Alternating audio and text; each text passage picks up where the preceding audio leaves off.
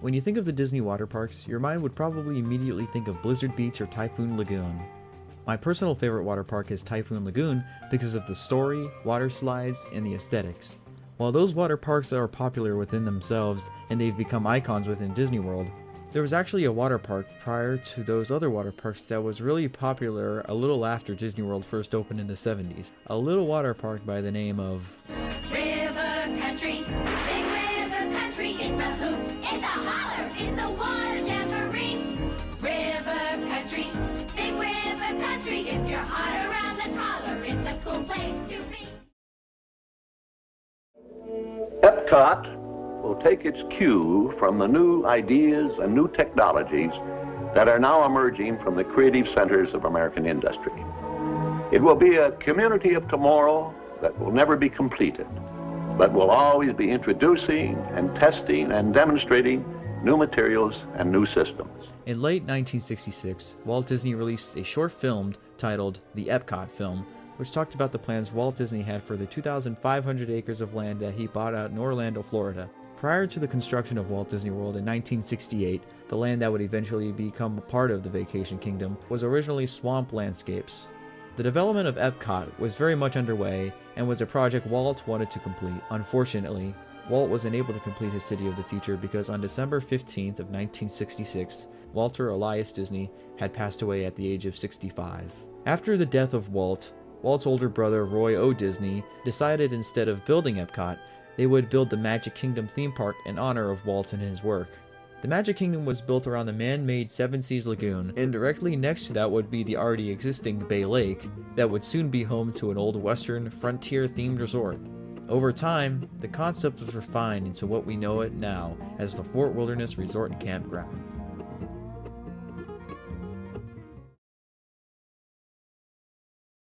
Walt Disney World is a tribute to the philosophy and the life of Walter Elias Disney, and to the talents, the dedication, and the loyalty of the entire Disney organization that made Walt Disney's dream come true. The Walt Disney World Resort opened on October 1st of 1971 to around 10,000 guests, with the opening of the Magic Kingdom, the Contemporary Resort, and the Polynesian Resort. However, the Fort Wilderness Resort did not open until November 19th of 1971 due to construction being behind schedule. The Fort Wilderness Resort is an old-fashioned camping resort that is themed off of the American frontier. You can stay in a wooden cabin or rent an RV at the resort. Fort Wilderness is a laid-back, calm resort, providing a contrast to the Magic Kingdom. The idea of river country was not thought of until after the resort's opening. Disney wanted to expand more Fort Wilderness and wanted to add more activities for guests to experience. So, in January of 1974, the Fort Wilderness Railroad opened to guests and was a good transportation option for guests to get around the resort. I'll maybe do an episode alone talking about the train because there was a lot to talk about for that too. In June 1974, the Hoop-de-Doo Revue dinner show opened at Pioneer Hall, and horseback riding was also added to the resort. In the early 1970s, there was a shortage on gas prices that was rapidly growing throughout the country. Joe F. Moore, president of Bonner & Moore Associates in Houston, also said there is no possibility that energy will be in adequate supply before 40 or 50 years. This man also said world wars among big powers are quite possible to control dwindling oil supplies. Well, right or wrong, oil prices are moving definitely upward. Americans from coast to coast faced persistent gas shortages as the Organization of Petroleum Exporting Countries disrupted multiple oil spills throughout the nation. The problem with this for Disney was that most people who travel to Disney World are tourists from out of state and almost exclusively drove by car. In California, Disneyland's population mostly consisted of Anaheim locals due to the nearby neighborhoods that are near the park. Whereas in Florida's Walt Disney World, more than half of the guests were out-of-state tourists. Disney thought that there was not enough local tourism to sustain the resort in the long term. So, in retaliation, Disney decided to expand and add more to the resorts, and a part of this new expansion was the water park to soon be known as River Country. Prior to the opening of Fort Wilderness, Disney hadn't really built an immersive atmosphere to a pool or a water park before, so this was the first time Disney had been doing something like that. During the development of River Country in the mid-70s, the original name of the water park was to be Pop's Willow Grove. but was later changed to the iconic River Country. The Imagineers used the ideas that Walt came up with, which was the idea of using the classic amusement park and applying it to water parks. River Country was the first themed water park which was to be based on an old classic swimming hole. Water parks by the mid-70s were not thematically impressive and were mainly just slides and pools with little to no theming at all. River Country was not at all a big water park, it only scaled at 5 acres. Comparing to the size of River Country with the other Disney water parks, Typhoon Lagoon is about 9 times larger than River Country. Regardless, River Country opened on June 20th of 1976 and was an instant success to guests. The park enticed travelers to book a multi-day stay at the resort and drew in major crowds. Crowd control was one major problem with River Country due to the park's small scale, but that didn't stop guests from enjoying the 8 different slides and the 3 swimming pools. Past the main entrance and the lockers, the first swimming pool and slides that you would see is a pool named the Upstream Plunge, and it has 2 water slides that drop down from a height of about 7 feet high and a drop into the chlorine pool water below. Past this pool is a mini pool that is called Indian Springs, with a very small splash zone with fountains spraying water. Past this pool is a much larger pool that's named the Old Swimming Hole, better known as Bay Cove, and held 333,000 gallons of water. The water in this pool did not have chlorine, however, and used the natural Bay Lake water. In this pool, there were rope swings, a long bridge called Bay Bridge, and a ship's boom for kids to play on.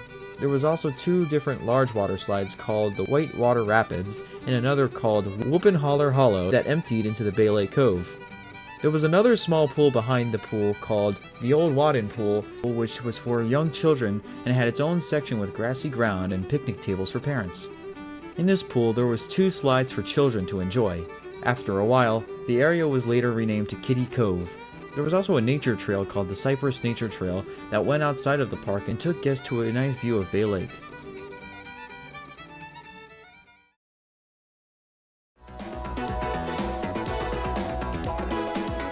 Typhoon Lagoon has 9 water slides of various shapes, sizes, and speeds. And at 30 miles per hour, the fastest is Humonga Cowabunga. Bye, Mom. Bye, Mom.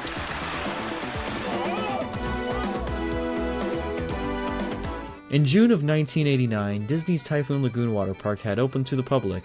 Disney CEO Michael Eisner had thought that Disney World needed bigger and better water parks because the capacity in River Country had to be limited due to the space that River Country had. In April of 1995, Disney's Blizzard Beach Water Park opened to the public. These 2 massive water parks in comparison with River Country were definitely getting more popular than River Country.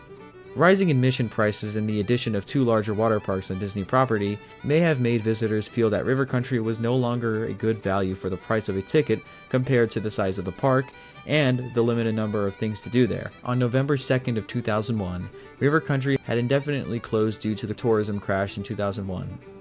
Disney had remained quiet about the park's status for 4 years. River Country sat abandoned until January 20th of 2005, when Disney finally announced that River Country would not continue operations and would be permanently closed. River Country sat abandoned for nearly 2 decades, with its fair share of urban explorers breaking in to show what was left of the water park. Adam the Woo and Matt Stonswa are notable names that you've probably heard that explored the abandoned water park before. A little fun fact that you probably didn't know is that after they had permanently closed the water park, the power was still connected to the water park, meaning the speakers were still on and working, and the lights were also still working, even though the water park had been sitting there and had no maintenance work done to any of the attractions. 17 years after River Country's closure, in October of 2018, Disney announced that there would be a new Disney Vacation Club hotel called Reflections at Disney Lakeside Lodge, which would be built in replacement of River Country. In early to mid-2019, demolition of River Country had begun, nearly 20 years since it originally closed. River Country had been completely demolished by late 2019 and early 2020, and ground was laid out and construction was soon to begin. But in March of 2020, the COVID-19 outbreak had swept across the country and the Disney parks were forced to shut down. When this happened, Disney invested more money into their streaming service, Disney Plus, while the parks were closed.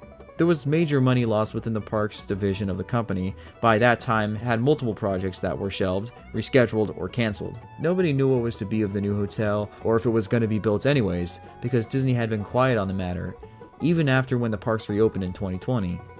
That was until March of 2022, when Disney had announced the cancellation of the new resort, and was to instead build the new Vacation Club hotel next to the Polynesian Resort. The current site of the former river country, yet again, sits abandoned, waiting for something new to arise. River country has had a lengthy history to it, especially now considering what's going on with the site sitting vacant. It started off as a fun, immersive experience that gave people the feeling of swimming in an old turn-of-the-century swimming pool. It was a pretty popular water park, even considering its size. It was like that for about 13 years until the company wanted something new that would hold guest capacity and immerse guests even more in the environment around them.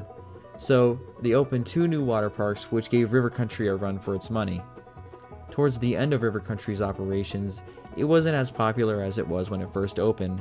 It was to the point where River Country had hit rock bottom and shut its doors due to an unforeseeable occurrence in the tourism industry.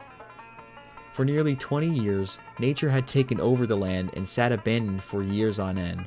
It's incredible to me that this once popular, immersive water park became the way it is now. In conclusion, River Country is one of the most known and popular abandoned places out there, and who knows what the future may hold for the area. Thank you so much for watching, guys. I forgot to mention a couple things in the last video. So first, I wanted to thank you so much for the wonderful support on the Captain EO video that I made last week, and I'm glad you all enjoyed that. And the second thing, I now have an upload schedule where I post new videos every Saturday. Sometimes I'll probably be a little late to uploading, but that's alright. Anyways, I hope you guys enjoyed this video, and I'll see you all in the next one.